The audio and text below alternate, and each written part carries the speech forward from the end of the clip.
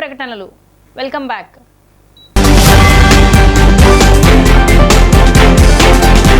ఈవీఎంలపై జగన్ చేసిన వ్యాఖ్యలపై ఎంపీ కేశినేని చిన్ని కౌంటర్. జగన్కు ఇన్నాళ్లకు ప్రజాస్వామ్యం గుర్తుకు వచ్చిందా అని ఎద్దేవా.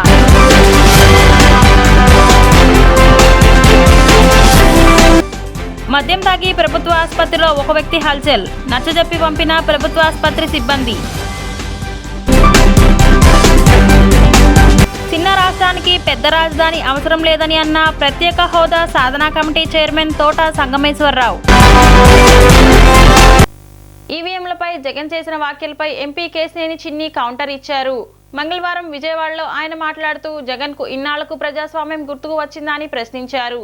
2019లో ఈవీఎంలపై జగన్ మాట్లాడిన వీడియో క్లిప్స్ ప్రదర్శించారు. 2019లో ఈవీఎంలను బ్రహ్మాండంగా పనిచేస్తున్నాయని చెప్పిన జగన్ ఈ రోజు ఇలాంటి వ్యాఖ్యలు చేయడం సరికాదన్నారు.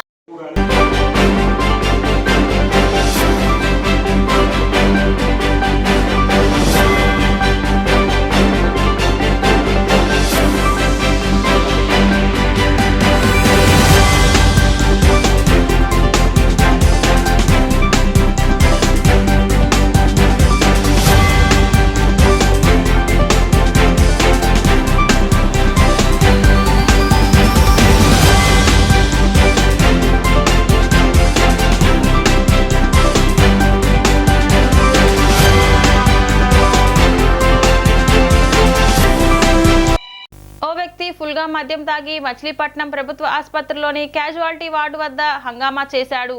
కుక్క పిల్లలను తీసుకువచ్చి తను పిల్లికి వైద్యం చేయాలంటూ సిబ్బందితో గొడవకు దిగాడు. అది పిల్లి కాదు కుక్క, వెంటనే పశు వైద్యశాలకు తీసుకువెళ్లాలని సిబ్బంది చెప్పినా వినకుండా హల్చల్ చేశాడు. తన చేతిలో ఉన్నది కుక్క కాదు పిల్లి అంటూ గొడవ చేశాడు. పోలీసులు వచ్చి అతనికి నచ్చజెప్పి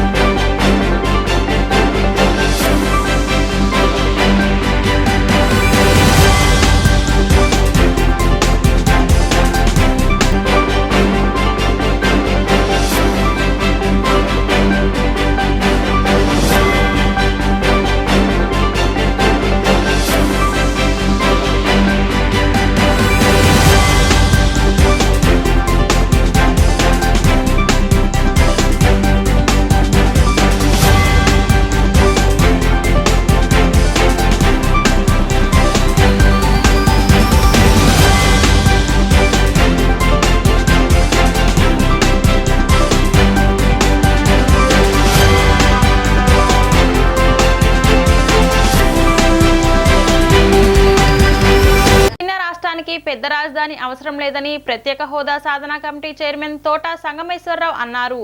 విజయవాడలో మంగళవారం ఆయన మీడియాతో మాట్లాడుతూ రాష్ట్ర రాజధాని అనేది రాష్ట్ర పరిమాణాలకు అనుగుణంగా ఉండాలని, చిన్న రాష్ట్రానికి పెద్ద రాజధాని అవసరం లేదని, రాజధాని నిర్మాణాన్ని కుదించాలని ఆయన డిమాండ్ చేశారు. ప్రత్యేక హోదా తక్షణమే మంజూరు చేయాలని కేంద్ర రాష్ట్ర ప్రభుత్వాలను డిమాండ్ చేశారు. వాటి వల్ల మాత్రమే జరుగుతుంది. ఈ నేపథ్యాన్ని దృష్టిలో పెట్టుకుని ప్రజాస్వామ్యబద్ధంగానే ఒక రాష్ట్రం, దాని ముఖ్యమంత్రి, ఆ రాష్ట్రానికి సంబంధించిన ప్రభుత్వం కేంద్ర ప్రభుత్వంలో ఎలా అయితే మీ సీట్లు వాళ్ళకి ఇచ్చి ఆ ప్రభుత్వాన్ని నిలబట్టడానికి అవకాశం ఇచ్చారో, మా రాష్ట్రానికి కావాల్సిన హామీ ఇది, మీరు మాకు ఇది ఇవ్వండి అని చెప్పని ప్రజల గొంతు కూడా వినిపించాల్సిన అవసరం ఉంది. ఈ మేరకు తక్షణంగా ప్రజల గొంతు నింపించే బాధ్యతని రాష్ట్ర ప్రభుత్వం తీసుకుంటుందని అనుకుంటున్నాము. కేంద్ర ప్రభుత్వం కూడా గతంలో నరేంద్ర మోడీ ప్రధానమంత్రి కూడా హామీ ఇచ్చున్నారు ఆంధ్రప్రదేశ్లోనే. ఆ హామీ దృష్టిలో పెట్టి నెరవేర్చమని కోరుతున్నాం. తక్షణంగా ఆంధ్రప్రదేశ్ రాష్ట్రానికి రావాల్సిన హోదా విషయంలో రాష్ట్ర ప్రభుత్వం, కేంద్ర ప్రభుత్వం, కేంద్రంలో ఉన్నటువంటి ప్రతిపక్షం, రాష్ట్రంలో ప్రతిపక్షం మొత్తం కూడా 4 గొంతులు ఒకసారిగా రావాలన్నటువంటి మా డిమాండ్. ఈ మేరకు కొద్దికాలం వేచి చూస్తాం. రాని పక్షంలో క్రియాశీలమైన కార్యాచరణ దిశగా ముందుకెళ్ళడం జరుగుతుంది. తొలుతగా జూలై 1 నుంచి జూలై 7 లోపు, ఈ నెలాఖరులోపు కనీసపు సానుకూల స్పందన రాని పక్షంలో జూలై 1 నుంచి జూలై 7 వరకు ప్రత్యేక హోదా సాధనా సమితి ఆధ్వర్యంలో ఢిల్లీలో ఒక కార్యక్రమం వారం రోజుల పాటు చేపడదాం అనుకుంటున్నాము. ఆ కార్యక్రమానికి సంబంధించిన విషయాలన్నీ కూడా మళ్ళీ పత్రికాముఖంగా ఏ ప్రెస్ క్లబ్లో మీకు తెలియపరచడం జరుగుతుంది. అదేవిధంగా ఆంధ్రప్రదేశ్ రాష్ట్ర రాజధాని రాష్ట్రం విడిపోయిన తర్వాత 2014 నుంచి అంతకుముందు ఉన్న పెద్ద రాష్ట్రం చిన్న రాష్ట్రంగా అయింది. ఇప్పుడున్న రాష్ట్ర పరిమాణానికి తగిన స్థాయిలో కాకుండా 10 కిలోమీటర్ల పరిధిలో 33,000 ఎకరాలు కోరు రాజధాని. దాని చుట్టూ ఇటు విజయవాడ ఉంది, గుంటూరు ఉంది. నియోజకవర్గ ప్రజల కోసం మంత్రి నారా లోకేష్ నిర్వహిస్తున్న ప్రజా దర్బార్కు ప్రజల నుంచి అనూహ్య స్పందన లభిస్తోంది. రోజు రోజుకు ఆదరణ పెరుగుతోంది. నియోజకవర్గంలోని వివిధ ప్రాంతాల నుంచి ప్రజలు ఉండవల్లిలోని నివాసానికి చేరుకొని మంత్రి లోకేష్కు తమ సమస్యలను విన్నవిస్తున్నారు. చిన్న సమస్య నుంచి పెద్ద సమస్య వరకు ప్రతి ఒక్కరి నుంచి ఓపికగా వింటున్నారు. తన పరిధిలో ఉన్న సమస్యలను వెంటనే లోకేష్కు పరిష్కరిస్తున్నారు. పరిష్కారం కాని సమస్యలను సంబంధిత విభాగాల అధికారులకు పంపి పరిష్కార మార్గం చూపుతున్నారు. లోకేష్ భరోసా ఇస్తున్నారు. కాగా మంగళగిరి నియోజకవర్గ ప్రజల కోసం మంత్రి నారా లోకేష్ నిర్వహిస్తున్న ప్రజా దర్బార్కు ప్రజల నుంచి మంచి స్పందన వస్తుంది. నియోజకవర్గంలోని వివిధ ప్రాంతాల నుంచి ప్రజలు ఉండవల్లిలోని నివాసానికి చేరుకుని మంత్రి లోకేష్కు తమ సమస్యలను విన్నవిస్తున్నారు. అంగన్వాడీలు, ఉపాధ్యాయులు తమ ఎదుర్కొంటున్న సమస్యలను యువనేత దృష్టికి తీసుకొచ్చారు. వేతనాలు పెంచాలని, అంగన్వాడీ టీచర్లు, బదిలీల కోసం ఉపాధ్యాయులు ఉపాధి ఉద్యోగాలను కల్పించాలని నిరుద్యోగుల నుంచి వినతులు అందాయి. విద్య, వైద్య ఖర్చులకు ఆర్థిక సహాయం అందించాలని పలువురు విజ్ఞప్తి చేశారు. వైసీపీ నేతలు అధికారాన్ని అడ్డం పెట్టుకుని తమ భూములను బలవంతంగా లాక్కున్నారని, తమకు న్యాయం చేయాలని బాధితులు లోకేష్ను కోరారు. సమస్యలన్నింటినీ వీలైనంత త్వరగా పరిష్కరించేందుకు కృషి చేస్తానని మంత్రి లోకేష్ హామీ ఇచ్చారు.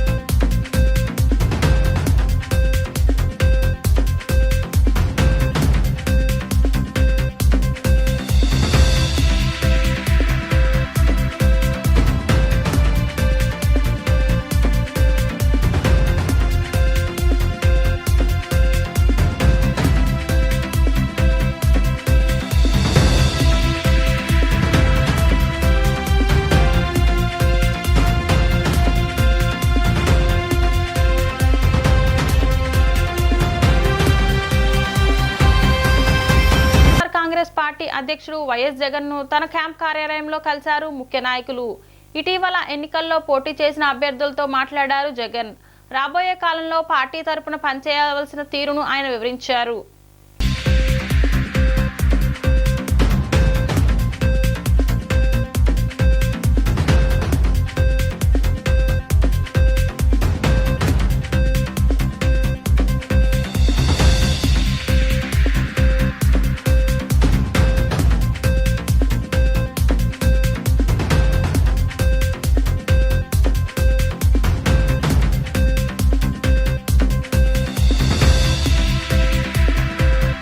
అన్నా క్యాంటీన్ దగ్గర టీడీపీ పొలిట్ బ్యూరో సభ్యులు, సెంట్రల్ నియోజకవర్గ శాసనసభ్యులు బోండా ఉమా నాయకత్వంలో నాయి బ్రాహ్మణ సంఘం నేత సురవరపు నాగరాజు సహకారంతో 3వ రోజు 300 మంది పేదలకు అన్నా క్యాంటీన్ భోజనాలు ఏర్పాటు చేయడం అయింది.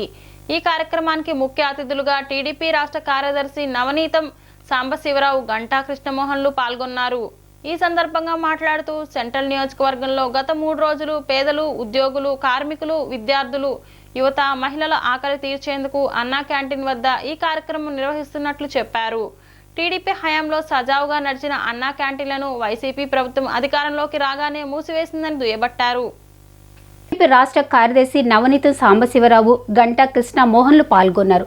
ఈ సందర్భంగా మాట్లాడుతూ సెంట్రల్ నియోజకవర్గంలో గత 3 రోజులు పేదలు, ఉద్యోగులు, కార్మికులు, విద్యార్థులు, యువత, మహిళలు ఆకలి తీర్చేందుకు అన్నా క్యాంటీన్ వద్ద ఈ కార్యక్రమం నిర్వహిస్తున్నట్లు చెప్పారు. టీడీపీ హయాంలో సజావుగా నడిచిన అన్నా క్యాంటీన్లను వైసీపీ ప్రభుత్వం అధికారంలోకి రాగానే మూసివేసిందని దుయ్యబట్టారు. ద్రాక్షారపు సూరిబాబు, ఆంధ్రప్రదేశ్ నాయి బ్రాహ్మణ సంఘం రాష్ట్ర అధ్యక్షుడిని. ఈరోజు నాయి బ్రాహ్మణ సాధికార కమిటీ ఎన్టీఆర్ జిల్లా కమిటీ తరఫున ఈరోజు సెంట్రల్ నియోజకవర్గ ఎమ్మెల్యే గారైనటువంటి బోండా ఉమామహేశ్వరరావు ఆదేశాల మేరకు ఈరోజు అన్నా క్యాంటీన్లో నాయ బ్రాహ్మణ సాధికార కమిటీ తరఫున ఈరోజు పేద ప్రజలకి అన్నదాన కార్యక్రమం అన్నా క్యాంటీన్ ఈరోజు ప్రారంభించడం జరుగుతూ ఉంది.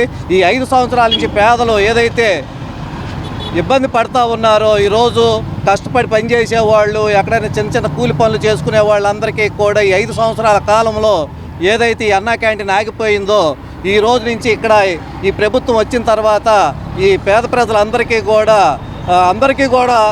ఆహారం అందాలి అనేటువంటి ఉద్దేశంతో ఏదైతే ఈ కార్యక్రమం స్టార్ట్ చేశారో, ఈ కార్యక్రమానికి ఈరోజు ఇక్కడ ప్రారంభించడం జరిగింది. చాలామంది పేద ప్రజలు ఈరోజు వచ్చి భోజనం చేస్తూ ఉన్నారు. ఇది సుదీర్ఘకాలం కొనసాగాలని, అందరూ బాగుండాలని చెప్పేసి కూడా కోరుకుంటున్నాం. ఈరోజు ఎన్టీఆర్ జిల్లా సాధికార కమిటీ ఆధ్వర్యంలో సాధికార కమిటీ జిల్లా అధ్యక్షులు సూరవరపు నాగరాజు గారి ఆధ్వర్యంలో బాండా ఉమేష్ గారు, రాష్ట్ర ముఖ్యమంత్రి చంద్రబాబు నాయుడు గారు, లోకేష్ గారు, పవన్ కళ్యాణ్ గారు పిలుపు మేరకు అన్నా క్యాంటీన్ ప్రారంభించడం జరిగింది. గతంలో మనం చూసాం, చంద్రబాబు నాయుడు గారు అధికార రంగంలోనే పేద ప్రజలకి అన్నం అందుబాటులో ఉండాలని 5 రూపాయలు అన్నా క్యాంటీన్ మట్టిస్తే సైకో జగన్మోహన్ రెడ్డి అన్నా క్యాంటీన్ నిర్వహణ చేసి జనాన్ని ఇబ్బంది పెట్టాడు. అందుకని ఎంబటే ఏదైతే ఎన్డీఏ కూటమి ఉందో, ఎన్డీఏ కూటమి అధికారం రంగంలోనే అన్నా క్యాంటీన్లో పునఃప్రారంభం మొట్టమొదటి సొంతంగా దాని మీద పెడతాం జరిగింది. ఈ స్ఫూర్తిని అందుకొని తెలుగుదేశం పార్టీ ఆధ్వర్యంలో, ఎన్డీఏ కూటమి ఆధ్వర్యంలో నాయ బ్రాహ్మణ సాధికార కమిటీ ముందుగా ఈరోజు సెంట్రల్ నియోజకవర్గంలో అన్నా క్యాంటీన్ ప్రారంభించడం జరుగుతుంది. అన్నా క్యాంటీన్ వల్ల ఈ రాష్ట్రంలో ఉన్న పేద బడుగు బలహీన ప్రజలకి 4-5 నోట్లోకి వెళ్ళడానికి అవకాశం ఉంటుంది. అందుకని ఈరోజు ప్రభుత్వమే కాకుండా ఆర్థికంగా అవకాశం ఉన్న వాళ్ళందరూ కూడా మారుమూల ప్రాంతాల్లో పేదవాళ్ళు ఎక్కడైతే నివసిస్తున్నారో అక్కడ వాళ్ళందరూ కూడా అన్నదానం చేయాలని, డిపోలో పనిచేస్తున్న కార్మికుల సమస్యలను తక్షణం పరిష్కరించాలని సిపిఎం సీనియర్ నేత దోనేపూడి కాశీనాథ్ డిమాండ్ చేశారు. విధులు నిర్వహించే వారి వద్ద కనీసం మంచినీరు, మరుగుదొడ్లు సదుపాయం కూడా ఇదేంటి పోతుంది. వెహికల్ డిపోలో పనిచేస్తున్న కార్మికుల సమస్యలను తక్షణం పరిష్కరించాలని సిపిఎం సీనియర్ నేత దోనేపూడి కాశీనాథ్ డిమాండ్ చేశారు. విధులు నిర్వహించే వారి వద్ద కనీసం మంచినీరు, మరుగుదొడ్లు సదుపాయం కూడా కార్మికులకు కల్పించడం లేదన్నారు. కార్మికులకు యూనిఫామ్ ఇవ్వాలని కొన్ని సంవత్సరాలుగా డిమాండ్ చేస్తున్నా వాటిని పెడచవున పెట్టారన్నారు. కార్మికులకు అవసరమైన రైన్ కోట్లు, బూట్లు వెంటనే ఇవ్వాలని ఆయన కోరారు.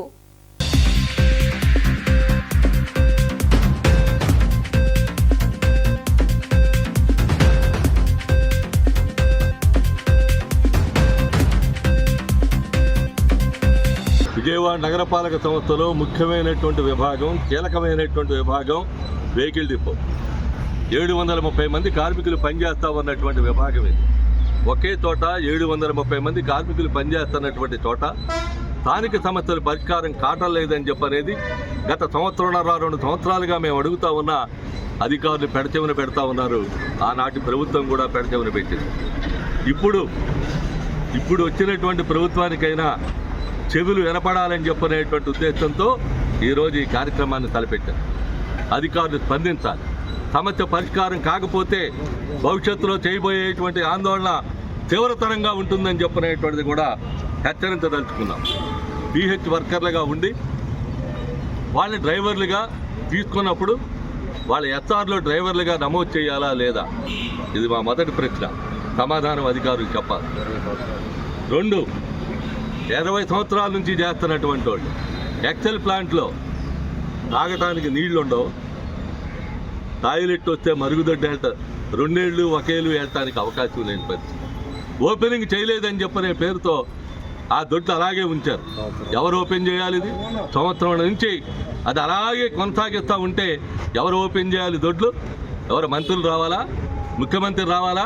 పిలవండి పోనీ. సింగనగర్లోని అన్నా క్యాంటీన్ దగ్గర టీడీపీ పొలిట్ బ్యూరో సభ్యులు, సెంట్రల్ నియోజకవర్గ శాసనసభ్యులు బోండా ఉమా నాయకత్వంలో నాయ బ్రాహ్మణ సంఘం నేత సురవరపు నాగరాజు సహకారంతో 3వ రోజు 300 మంది పేదలకు అన్నా క్యాంటీన్ ముందు ముఖ్యాంశాలు మరొకసారి.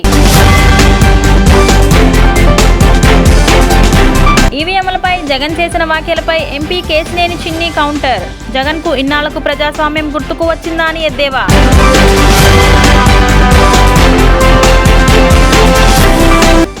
మద్యం తాగి ప్రభుత్వ ఆసుపత్రిలో ఒక వ్యక్తి హల్చల్, నచ్చజెప్పి పంపిన ప్రభుత్వ ఆసుపత్రి సిబ్బంది. చిన్న రాష్ట్రానికి పెద్ద పెద్ద రాజధాని అవసరం లేదని అన్న ప్రత్యేక హోదా సాధనా కమిటీ చైర్మన్ తోట సంగమేశ్వరరావు. డి న్యూస్కి సమాప్తం. మళ్ళీ నెక్స్ట్ బులెటిన్లో కలుద్దాం.